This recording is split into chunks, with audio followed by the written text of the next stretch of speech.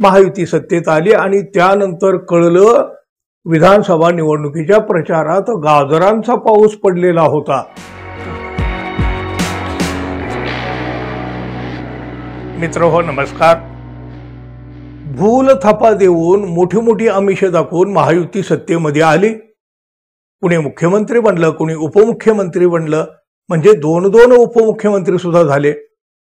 अहो खोटं बोलून सत्ता मिळवली, पण ही महायुती जनतेच्या मनातून मात्र उतरली ना। किती घोषणा, किती आश्वासनं, किती थापा।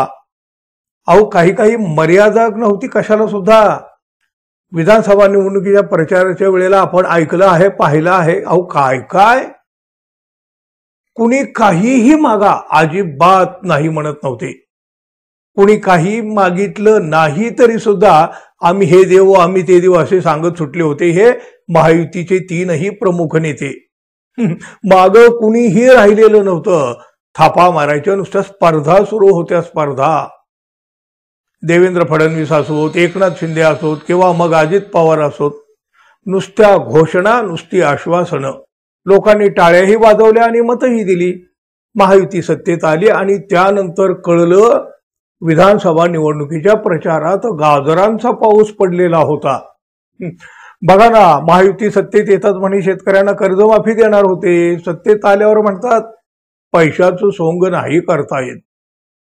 लाडकी बहीण योजनेबाबत देखील हेच झालं बघा।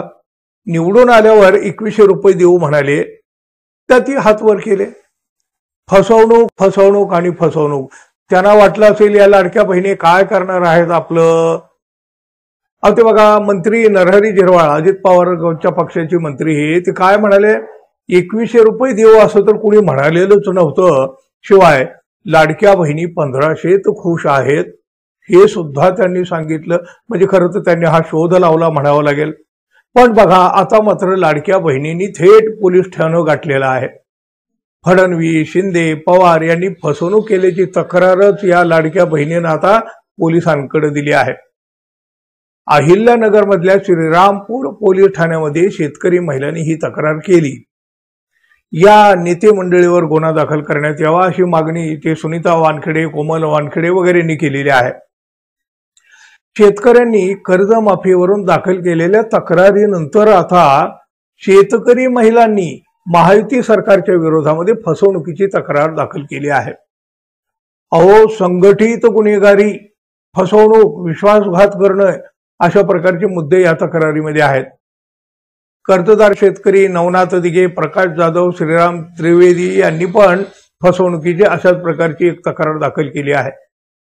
पोलिसांनी जर गुन्हा दाखल केला तर ठीक, नाही तर हे शेतकरी आणि या लाडक्या बहिणी आता 5 मे रोजी छत्रपती संभाजीनगर उच्च न्यायालयामध्ये सुद्धा जाणार आहेत।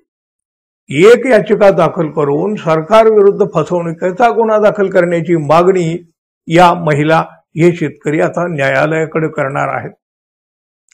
श्रीरामपूर पोलिसांनी शेतकरी महिलांचा तक्रारी अर्ज दाखल करून घेतला तर आहे, पण पुढे काय कारवाई होणार का, हाच तर खरा महत्वाचा प्रश्न आहे ना। आणि म्हणूनच याकडे आता सगळ्यांचं लक्ष लागलेलं आहे। पाहूया काय होतंय। तोपर्यंत मित्रांनो, आपण आपल्या चॅनलला सबस्क्राईब करावं अशी आपल्यासाठी अपेक्षा आहे। धन्यवाद, पुन्हा भेटू, तोपर्यंत नमस्कार।